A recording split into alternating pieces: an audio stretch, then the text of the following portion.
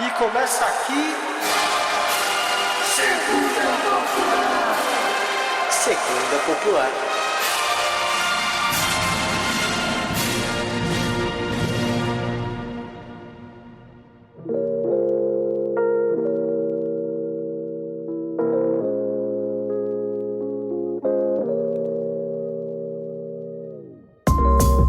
Fala, galerinha do mal, tudo certo? Sejam bem-vindos a mais um grande episódio do Segunda Popular. E hoje vamos falar de eu ia chamar de neoclássico, mas não foi pra tanto também, calma, não foi tudo isso. Vamos falar de um subclássico, ou de um filme que finge que é um clássico. Vamos falar de Jogador Número 1, um filme esquecido lá por ano de 2018, que teve várias discussões de sequência e tal, isso nunca foi feito, mas que na época eu lembro que tocou muito os nerdolas e estamos aqui apesar de levarem 6 anos pra esse episódio. Frog, você chegou a ver na época? Você lembra do trailer? Tipo, você tem alguma relação com esse filme? Porque eu achei muito legal na época. Eu assisti esse filme, tipo, algum dia, acho que durante a pandemia, que eu tava entediado procurando um filme meio Sessão da Tarde, fui assistir ele. E achei bem Sessão da Tarde. E aí, reassistindo pra gravar esse episódio, isso reafirmou muito pra mim.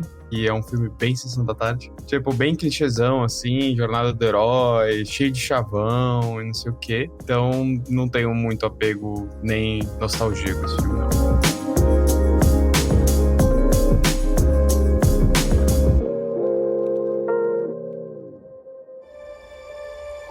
Meu nome é Wade Watts. Meu pai escolheu esse nome porque parecia o alter ego de um super-herói, como Peter Parker ou Bruce Banner. Ele morreu quando eu era criança. Minha mãe também. E eu acabei aqui. Tô aqui sentado no meu cantinho de lugar nenhum. Não tem mais pra onde ir. Lugar nenhum. A não ser o Oasis.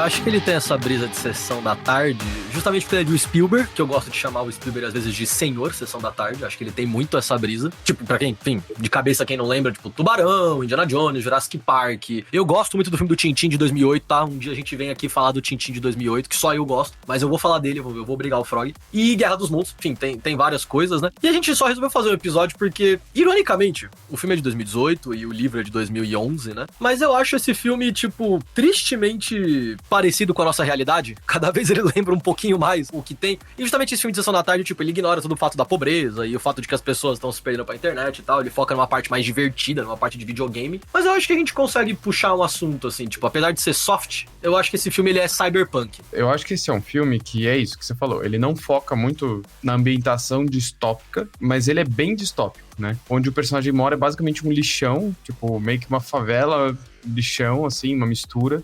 E aí as casas são empilhadas, e aí ele tem um ferro velho, que é onde ele joga e tal. Então, tipo... Só que ao mesmo tempo tem, tipo, entrega por drone e, sabe? Tipo, esse joguinho de realidade virtual / aumentada. Que, inclusive, tem se tornado uma temática comum, tipo, em animes, por exemplo, né? Podemos falar disso também. Então, eu concordo, é bem cyberpunk, assim, né? Mas... não foca nisso, né? O que você falou, ele foca mais num debate que é, tipo, o uso da internet em si, né? Acho que é nessa brisa, mas aí a gente vai falar disso mais pra frente. Mas eu acho que ele vai na linha cyberpunk, sim, concordo. Caso você não tenha visto ou você tenha esquecido, porque ironicamente eu acho ele um filme um pouco esquecível, você lembra de uma outra cena muito da hora, tipo, Gigante de Ferro saindo na mão contra o Mecha Godzilla, é muito da hora. E aí depois você não lembra muito bem como que chegou até esse momento. Mas é um filme no longínquo ano, deve ser lá 2030, onde a gente tem pessoas morando em subúrbios, em lugares de lixão e tal, mas todo mundo põe o seu óculos VR, eu não sei se na época já tinha o VR ou algo parecido, acho que devia ter. E aí você se conecta ao Oasis, que é a internet deles, onde você pode fazer tudo. Você cria o seu avatar anda lá dentro e faz coisas, né? E o nosso personagem principal tem uma grande história, tipo, esse é meu ponto, é como se a internet fosse criada por uma única pessoa, que é um cara que já morreu. E ele falou que se você encontrar 3 easter eggs, se você encontrar 3 mensagens escondidas na internet que ele colocou, você vai ter acesso à internet. Tipo, você vai ser o dono, você vai... Isso é muito engraçado falar isso.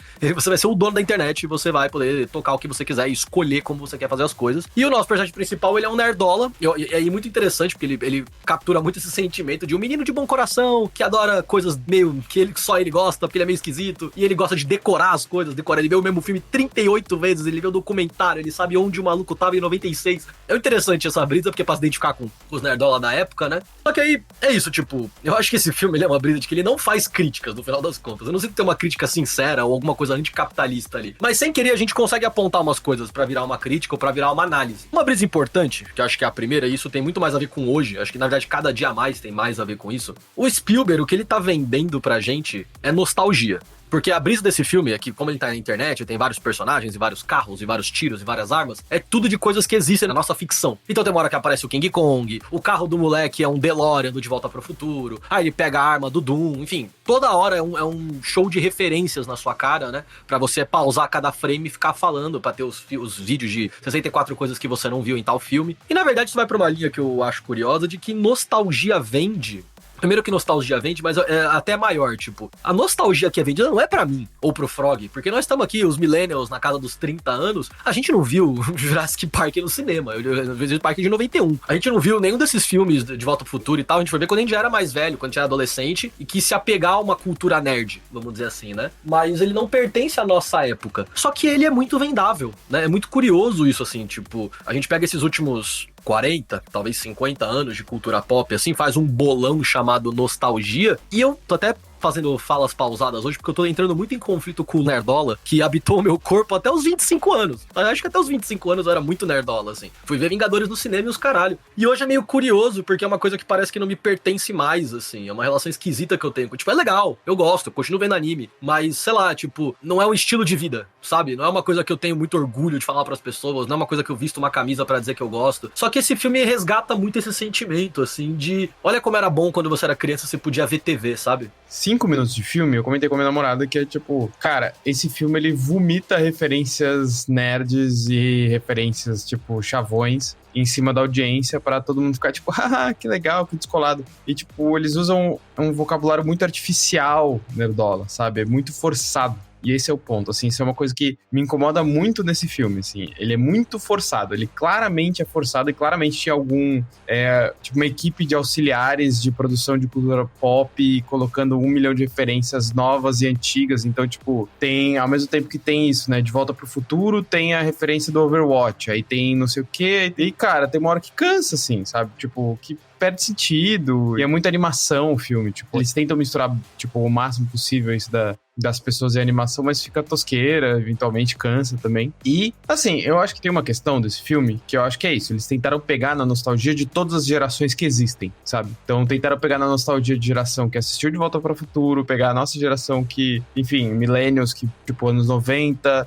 Aí, galera mais jovem que joga jogos atualmente, não sei o quê, e aí, enfim, fica meio jogado, fica meio perdido. Hoje em dia é muito claro que nostalgia vende. Não à toa existe um monte de remake, um monte de revival, um monte de série spin-off da série que teve há 30 anos atrás, porque, enfim, eu acho que é muito jogar no sentimento das pessoas em relação a esse apego ao passado. E aí é tentar lucrar em cima. Mas eu acho que, tipo, nesse sentido, eles até exageraram nesse filme, sabe? Ficou forçadão, assim, que aí eu fiquei meio... Cara, isso é bem cringe, assim. E aí eu tenho um ponto também. Já tinha reassistido, né? Eu tinha assistido, fui reassistir. E eu fui reassistir agora dublado. Mano. Ai, a dublagem consegue ser mais cringe do que o filme original. Eu gostaria de dizer que neste canal a gente defende a dublagem nacional. Eu e o Frog fomos num programa de dubladores, mas a culpa disso, de certeza, que é da direção. Mas até entrando nessa linha, voltando pra falar um pouco do marxismo e do que a gente tá aqui, né? E eu tô falando muito exatamente do que eu fui, acho que em parte do que eu sou, que é, tipo, uma pessoa de classe média, que, tipo, teve uma infância com bastante coisa, mas não tudo que queria, obviamente, mas um videogame e outras coisas, mas nunca podia ter, tipo, todos os jogos, ganhava um jogo no aniversário, ou no Natal, alguma coisa assim, e aí se tornou um adulto que, tipo, tá longe de ser uma pessoa estável financeiramente, porque ninguém na nossa idade a gente não vai comprar uma casa nem nada, mas, tipo, eu tenho dinheiro pra poder comprar um bonequinho, eu tenho dinheiro pra poder, tipo, comprar um board game, eu tenho dinheiro pra ir no cinema poder fazer isso, e quando eu não tenho dinheiro, eu tenho um cartão de crédito, pelo menos. E é muito doido, porque, tipo, não dialoga mais comigo, e se dialoga com você tendo seus 20, 30, 90 anos, indiferente, não tem problema, mas não dialoga mais comigo num sentido porque o acesso a essas coisas perpassa pela compra. E aí eu parei pra relativizar um pouco assim, mano, por que eu quero ter todos os bonequinhos do One Piece? Eu ainda quero. Mas, tipo assim, a única coisa que me impede de ter, o que vai garantir que eu tenha, é dinheiro. Tipo, é uma relação muito capitalista com esse processo, sabe? Do tipo, eu tenho porque eu comprei e agora é meu. Uma coisa, eu acho que, enfim, talvez tenha a ver com colecionismo, em algum sentido, né? Não sei. E é meio doido, eu acho que ele bebe muito nessas fontes mesmo de... Lembra quando você era criança e você gostava disso aqui, mas você era uma criança, então você não tinha decisão financeira, né? Você não tinha decisão da sua casa. Agora você é um adulto, então você tem essa decisão. Então compre. Então isso foi me pegando um pouco. Eu ainda gasto dinheiro com muita besteira, e é muito gostoso gastar dinheiro com besteira, diga-se de passagem. Mas me pega nesse sentido, assim, de que, tipo, cultura pop é legal, senão esse programa não existiria, mas a gente ainda tá falando de produtos, né? A gente ainda tá falando de mercantilização. Então o filme tem umas horas que parece uma propaganda. E eu sei, todo filme é uma propaganda, eu não vou nem entrar nessa brisa, mas eu acho que eu vou na linha do Frog, assim, tem umas horas que é só referência. E não só é só referência, como o boneco principal do filme, que é o moleque, ele faz questão de te dizer de onde que é essa referência. Então, porque esse é o ponto do moleque. O moleque, ele é nerdola, ele não tinha amigo, então ele só ficava vendo as coisas em looping e ele decorava as coisas. Então ele falava assim, caralho, é a moto do Akira na versão de 98. E eu fiquei assim, caralho, irmão, tudo bem, mas você tinha que falar que era de 98, entendeu? Tem um pouco dessa brisa, assim. E entrando numa outra linha, que eu acho que é a linha que eu gosto do filme, pelo menos, o grande vilão do filme é um grande empresário, é um CEO, e ele é malvado porque ele é malvado. Tipo, não tem nenhum tipo de nuance. Ele é malvado porque ele quer ficar mais rico, ele dá a risada maléfica sozinho na casa dele. Mas isso vai numa linha de algo que eu vou ser sincero, o Frog me ensinou isso. Quando a gente começou a Soberano, o Frog falou uma frase parecida pra mim, que eu vou cunhar agora, assim: a internet não é gratuita. Tipo assim, rapaziada, isso é muito doido. O Frog me explicou isso com calma e eu falei, mano, a internet não é gratuita. Se você não gasta dinheiro com a internet, deixa eu te contar uma brisa. Você não tem acesso à internet. Você tem acesso a coisas muito específicas, de momentos muito específicos da internet, que uma empresa quer que você tenha porque ela vai te vender pra ganhar dinheiro mais em cima de outra coisa. Mas quando a gente fala de verdade das coisas, enfim, por acaso o joguinho você compra e tal, mas a gente fala de acesso a, enfim, uma coisa boa, um site de emprego tipo a Cato, é pago. E se você quer usar a versão gratuita, você não vai conseguir um emprego. O LinkedIn é pago. O Instagram, se você quiser ter seguidor de verdade, não comprando de forma ilegal, mas querendo se expandir, você paga por divulgação, né? E é muito doido essa relação de que a gente gosta muito de fingir que a internet é meritocrata. É engraçado falar isso, assim, tipo, em qualquer lugar que a gente tá. Pega, pô, isso, eu e o Frog estamos crescendo no Instagram, tentando fazer nossas coisas, nosso trampo. Sempre tem alguém pra dizer que, porra, cheguei em 1 milhão do nada, cheguei em 20 mil do nada, é só você tentar. A gente reforça muito essa linha da internet meritocrata, ao mesmo tempo que o que você mais vê na internet é alguém te vendendo um curso te ensinando a fazer algo. Tipo, a meritocracia perpassa por você comprar um curso, mas a partir do momento que você compra esse curso, todo mundo promete que é só você ir lá e fazer, né? Então é meio doido, assim, eu acho que o filme pelo menos foca nisso, tipo, mano, não existe essa brisa de você só tá se divertindo aqui. Aqui é um lugar que envolve o capitalismo, envolve negócios, envolve muito mais dinheiro, às vezes, do que o mundo real, inclusive. Então, ele perpassar por essa linha de que, no final das contas, assim como no mundo real, quem tem dinheiro manda na internet, não é uma crítica proposital, eu sinto, mas eu gosto dessa linha, tá ligado? Eu acho que o filme, ele não é sutil nisso, né? O vilão do filme é uma empresa, tipo, representada pelo CEO, mas o vilão do filme é uma empresa com acionistas querendo mercantilizar mais uma coisa que já é mercantil. Logo no começo do filme, eles apresentam o plano de negócio da empresa, né? Que eles estão discutindo, porque as ações... E aí o cara apresenta o plano de negócio dele, que era, tipo, colocar propaganda em 80% do campo visual do jogador. E eles não podem fazer isso porque o fundador do jogo não permitiu isso. E aí é muito engraçado isso, porque esse é o vilão do filme. Só que é muito louco, porque a solução proposta pelo filme é que o nerdola abençoado que conseguir desvendar os mistérios do burguês que criou o jogo vai ser dono do jogo. Então vai ser dono da internet. Ele vai ganhar a internet, como o Matheus falou. E aí, então, nesse sentido, é meio um idealismo tosqueiro, assim. Ele não tá contestando a mercantilização do jogo, porque o jogo em si já é super mercantilizado. Você faz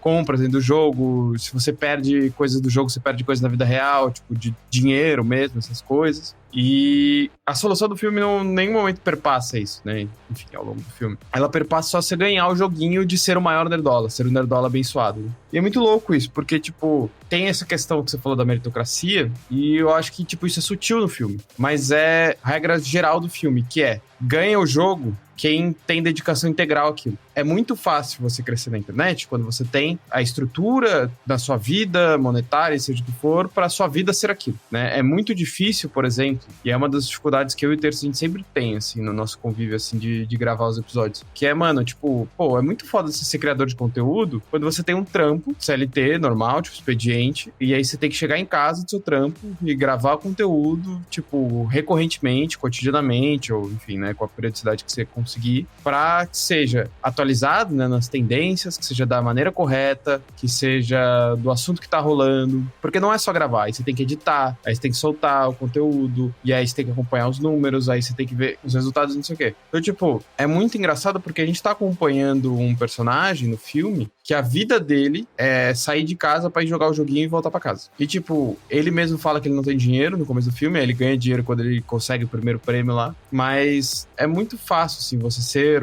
a pessoa que sabe tudo e não sei o quê, quando você tem essa possibilidade, essa capacidade material. E aí a gente vê outros personagens com outras questões, etc, mas não é isso, tô focando mais no personagem principal. E do outro lado, a gente tem a mega corporação, que tem, tipo, um exército de pessoas contratadas e tem escravos por dívida, isso é um ponto importante que aparece no filme, tem escravidão por dívida. É verdade. Que trabalham pra essa empresa pra tentar ganhar a internet. Mas, tipo, é muito louco isso também, eles colocarem escravidão por dívida na internet. Por essa eu lembro que isso me pegou bastante surpresa, inclusive. O Oasis foi criação do James Halliday. Oi, se está assistindo isto, é porque morri. Eu criei um objeto oculto, um Easter Egg. A primeira pessoa que encontrar vai herdar $500 bilhão e o controle total do próprio Oasis. Quem é esse Parsifal? E como é que ele tá ganhando? Encontrei. Isso não é só um jogo. É situação de vida e morte de verdade. O Oasis é o recurso econômico mais importante. Então isso é uma guerra para controlar o mundo.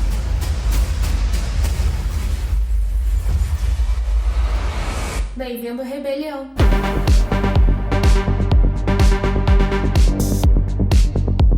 Eu acho que tem uns pontos. O primeiro que o Frog comentou, assim, parte do pressuposto que uma única pessoa cria a internet, até tudo bem, enfim, não vejo problema disso. É a internet, mas é um jogo, né? Meio relativo esse conceito, assim. Que na verdade é um lobby de interação, é um monte de coisa, no final das contas. É o que o Fortnite quer ser, inclusive, lembra muito Fortnite, diga-se de passagem, tá? É Roblox. É um Roblox, é verdade. É uma brisa meio Robloxão, meio Fortnite, assim, nessa brisa. E aí é meio doido, porque é isso, tipo, beleza, eu aceito, meu senso de descrença me permite aceitar que um cara criou a internet desse mundo. E aí o cara mesmo pensou assim, porra, eu criei um bagulho muito pica e eu criei um monopólio. E se esse monopólio cai nas mãos de alguém cuzão, eu posso destruir o tecido social que a gente tem aqui hoje. Então, eu vou, fazer vários easter eggs que... Caralho, quanto mais eu falo, mais engraçado fica. Eu vou colocar no meu jogo vários easter eggs que pra alguém descobrir, o cara tem que ter pesquisado a minha vida igual um stalker desgraçado. O cara tem que saber detalhes da minha vida que ninguém sabe. E aí, se esse cara fizer tudo isso, ele vai provar que ele é um cara de bom coração, e aí eu não vou destruir o monopólio. Eu vou dar o monopólio pra esse moleque. Porque é isso que ele faz, tipo, ele confia supostamente num monopólio do bem. Eu acho que esse é o ponto do filme que me dá uma tirada, assim, falei, caralho, o monopólio do bem, baseado em porra nenhuma, dica de passagem. E tem um outro fator que eu imagino que ele fez eu acho uma questão de roteiro, pra se identificar com o público, que a brisa do menino é muito que a internet é uma fuga. O moleque mora num lugar de merda, ele tem, tipo, um padrasto que é um cuzão que bate nele, a tia dele, ou a mãe dele, eu não lembro agora qual é a figura feminina que cuida dele, tipo, também tá mal, tá todo na merda, e aí o menino fala assim, beleza, eu vou jogar videogame. É meio que essa brisa, ele vai lá pro Oasis e toca. E a mesma coisa, assim, eu acho que é uma coisa que dialogaria muito comigo há uns tempos atrás, quando eu era adolescente. Todo adolescente normalmente odeia sua casa, odeia sua família, e na internet você conhece pessoas no Discord, você conhece pessoas incríveis que vão te entender, supostamente, apesar de ser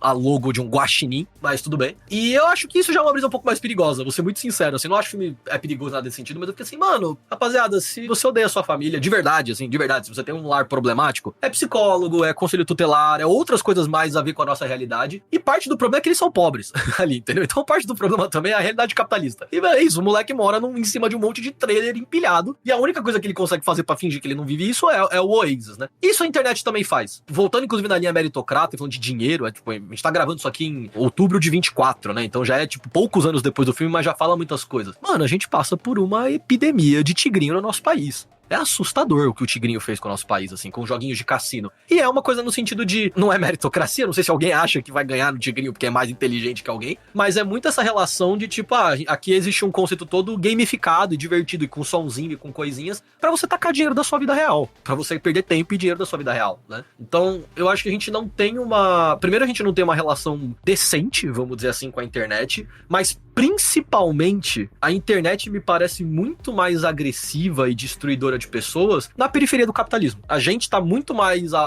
sofrendo ou passando pelos malefícios que uma internet pode causar no sentido ruim da coisa por causa disso, porque a gente tem pouco dinheiro, porque a gente mora num país problemático, porque a internet promete que você vai ficar rico e todo mundo quer sair de uma vida de poucos prazeres e de pouco dinheiro e de pouca segurança, né? Então, tipo, o filme gasta essa onda, assim, de que na internet tudo é incrível, todo mundo pode ser lindo, todo mundo pode ser o que quiser, e eu acho que essa é a brisa mais good vibe do filme. A internet realmente permite que você tenha o gênero, o tamanho, ou a cor, ou o formato que você quiser, supostamente, e ali as pessoas podem ser o que elas gostariam, ou como elas se veem, ou como elas querem. Então, tipo, traz uma discussão bacana sobre quem você poderia ser, o que você gostaria de ser na internet. Ao mesmo tempo, e aí eu vou fazer minha crítica muito sincera, tipo, o filme ele conhece a suposta menininha, que é uma elfa, né? E aí o próprio parceiro dele fala assim, uma discussão bem problemática, tipo assim, mano, pode ser um cara zoado aí em qualquer lugar, tipo, querendo te passar a perna. E eu falei, ok, Fishcast é uma brisa real, tipo, as pessoas se enganam pela internet. Acho problemático colocar que pode ser um cara gordão, como se fosse uma coisa ruim ali no jogo, mas tudo bem. E aí, quando ele finalmente conhece, a menina é o mais padrão hollywoodiano possível. Aí eu fiquei, mano, aí o filme me perdeu um pouco. Aí é foda. Falei, porra, filme, você teve a chance,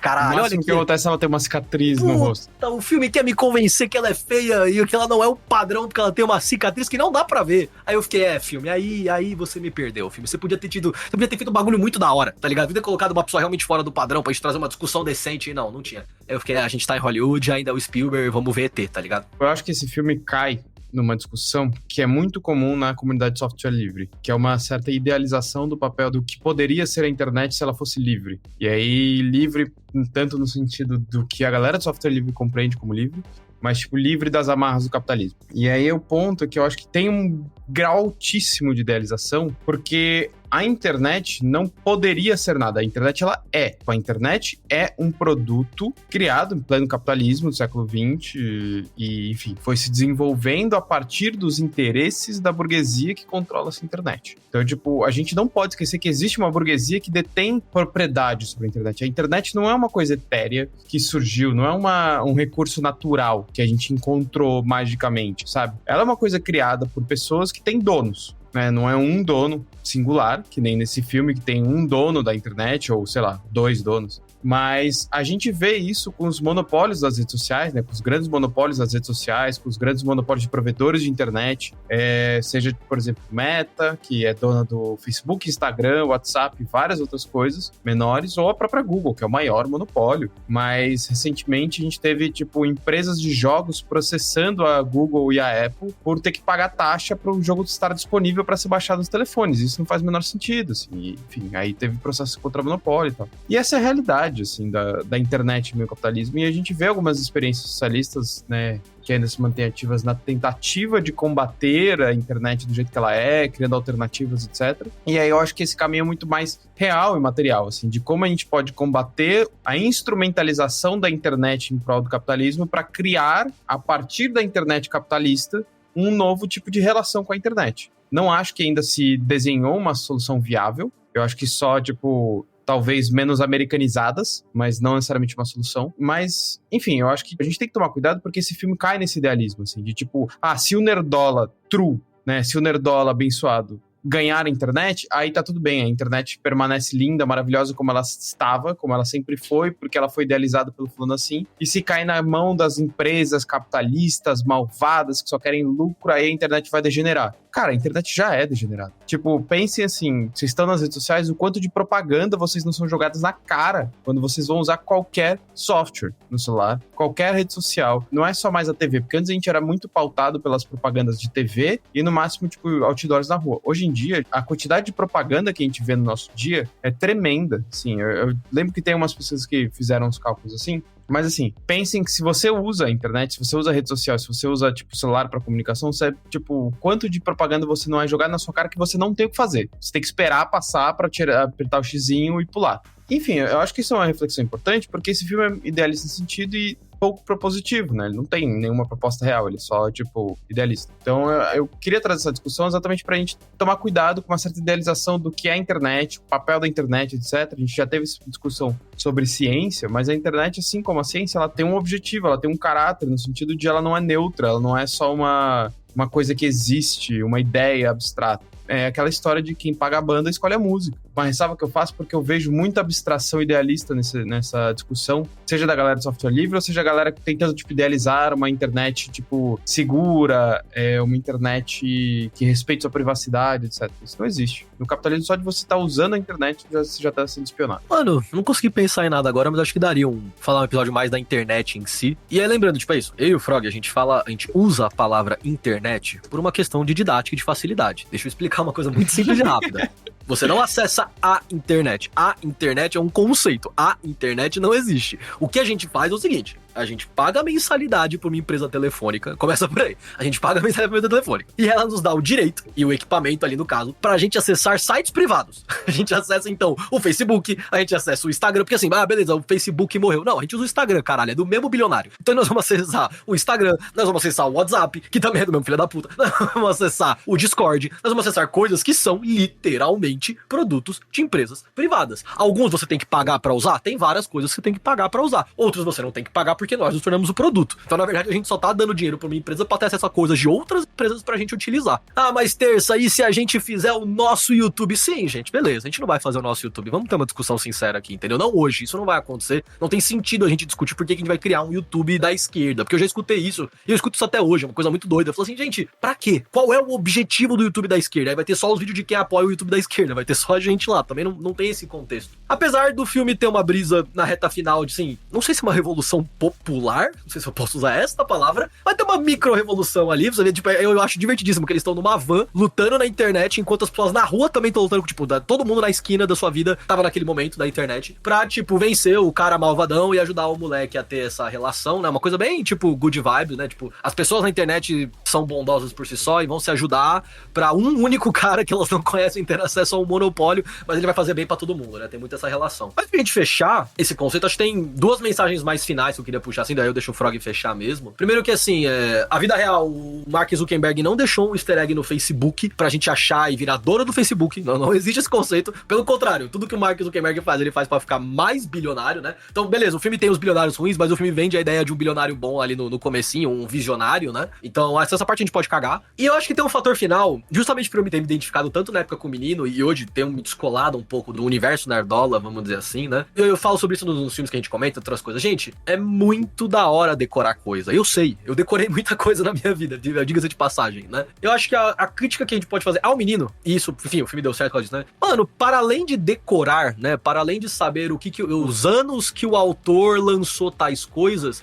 existe um outro contexto que é importante, que é, tipo, o estudo e a análise das coisas. Tipo, eu acho que isso que me pegou um pouco ficando mais velho, com esse, tipo, o menino, ele não interpreta o que ele aprende. Ele só decora as informações e, por acaso, elas são úteis. Mas quando a gente fala de um filme, a época que o país estava, quando esse filme foi feito, não sei se o filme foi feito em algum país, estava numa época específica, tem que ser colocada. Quais foram os anseios do autor, ou por que ele fez isso, quanto custou esse filme, se esse filme foi um fracasso de bilheteria ou não. Tem outros contextos sociais, políticos e, inclusive, culturais, que é importante, né? Então minha mensagem final é assim, seja um nerdola, em nenhum momento eu acho que esse episódio é pra dizer que ser nerdola é errado, eu não acho que é pra essa linha, mas seja um nerdola consciente. Até porque a gente é nerdola pra caralho, né? A gente eu falei sobre isso aqui nasceu porque a gente queria falar de Naruto, era só isso, mano, eram dois caras esquisitos que queriam falar de Naruto online, então assim, o ponto não é do que você gosta e nem o quanto você gosta de alguma coisa, eu não tenho nenhum problema com isso, se você gosta muito de algo, continue gostando, que bom, não vejo problema, mas tipo, veja o contexto das coisas, tipo, lê uma brisa de análise mais profunda sobre algo de vez em quando, não fique chateado se a gente falar que o seu fulano que você gosta é problemático, tá tudo bem, tipo, mas seja crítico, eu acho que é isso, eu acho que é o que o menino não é no filme e eu senti falta, tipo, é legal a gente gostar das coisas, mas é legal a gente criticar o que a gente gosta também. Pra concluir, eu acho que é importante, assim, eu achei engraçado você se apegou nisso de decorar, porque pra mim, eu acho que me pegou mais esse ponto de idealização da internet, assim, eu sinto que isso é um tema que tem surgido cada vez mais conforme a gente vai pensando na internet de maneira cada vez mais crítica, porque eu acho que nós, tipo, millennials, somos a primeira geração que cresceu com a internet. Que tivemos acesso à internet, mesmo que, sei lá, começo dos anos 2000 e tal, mas que, tipo, a gente ainda era novo e aí foi crescendo, se ambientando e evoluindo junto com a internet, vendo redes sociais nascerem, morrerem, e surgirem novas. E eu acho que é um movimento agora importante de nossa geração tá amadurecendo, terem gerações novas que já nasceram com redes sociais da maneira que elas são hoje, repensar a internet. Isso é importantíssimo mesmo. Só que esse filme cai num padrão hollywoodiano que a gente já viu em alguns outros filmes, do bom bilionário e os acionistas ruins, né? Então, tipo, tem sempre nos filmes um bilionário idealista que quer o bem das pessoas e usa o dinheiro dele pelo bem das pessoas, e tem acionistas que querem lucro e eles são malvados por causa disso. Como se houvesse uma oposição no capitalismo entre essas duas figuras. E normalmente, tipo, eu digo normalmente 99,999% dos casos, até porque não tem tantos bilionários no mundo para você achar uma exceção a essa regra, o bilionário atua junto com os acionistas. É de interesse também do bilionário o lucro, não é? Tipo, não existem bilionários idealistas que vão fazer as coisas porque sim. Então, tomem cuidado com a forma de enxergar a internet. Eu proponho essa reflexão, óbvio que não dá para encerrar ela aqui nesse episódio, nessa conclusão, mas eu acho que tem um ponto importante de a gente sempre repensar essa maneira, porque a internet, como o Terça falou, é um produto, né? Ela é um produto capitalista que nos serve para a gente acessar outros produtos. E aí, repensar isso é importante no nosso dia a dia? Claro que sim, né? É o que dá para fazer agora. Mas também pensar o que seria um futuro melhor pra gente nesse aspecto, assim, e não no sentido só de desamericanizar, mas, tipo, o que seria um uso interessante da tecnologia, sabe? Então, eu acho que essa reflexão é uma reflexão importante, porque a solução nunca pode ser, tipo, a internet pura, porque a internet pura é o que a gente tem hoje nesse aspecto, sabe? A gente, inclusive, está enfrentando, e aí eu digo nós enquanto sociedade, na verdade, está enfrentando uma dificuldade objetiva de tentar regularizar a internet, né? Então, de criar leis, de criar barreiras para que as empresas não tenham esse viés predatório que o capitalismo tem, né? Capitalismo monopolista que é... Enfim, a gente já fala sobre isso desde o começo do século XIX, como o capitalismo em si é predatório, monopolista, se deixar ele monopoliza tudo e se autodestrói, etc, blá, blá, blá. E a internet hoje é o sinal mais claro disso, assim. E aí a gente está enfrentando essas dificuldades objetivas de regularizar esse espaço, tanto no sentido de enfrentando lobbies, de dificuldades materiais, dificuldades conceituais. Eu acho que é um ponto importante para pensar, porque eu acho que, de fato, esse é um dos temas mais importantes quando a gente está falando de acesso a serviços, porque hoje a gente tem muita coisa na internet que só dá para fazer pela internet, né? Coisas governamentais, eu tô falando. Então, tipo, você precisa agendar uma ida ao Detran, tem que ser online, aí você tem que ter acesso à internet para isso, tem que ter um dispositivo, etc. Coisas assim. Mas acho que é isso. De resto, o filme é, como eu falei no começo, ele é uma constante gerador de referências pop e linguajar esquisito. Mas, enfim, é a sessão da tarde. É divertido. Se você estiver de boa e quiser assistir pra ter essa reflexão, é massa. Vai lá, ele é divertido, açãozinha, jornada do herói bem basicona, mas é isso. Várias referências da hora. É isso. Que é referência pop. É isso, meus lindos. Fiquem com Deus. E, mano, põe no YouTube, tipo, Gigante de Ferro e Godin versus Mecha Godzilla. É a melhor cena do filme e é divertidíssimo.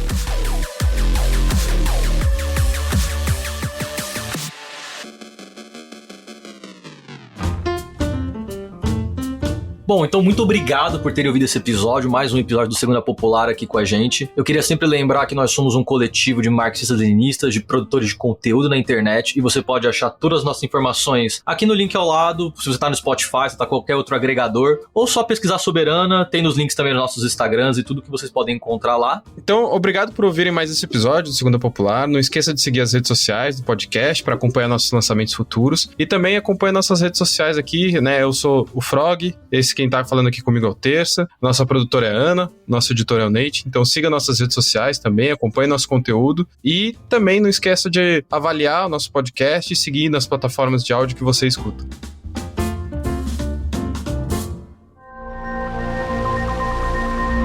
Este podcast foi editado por Nate Clayman.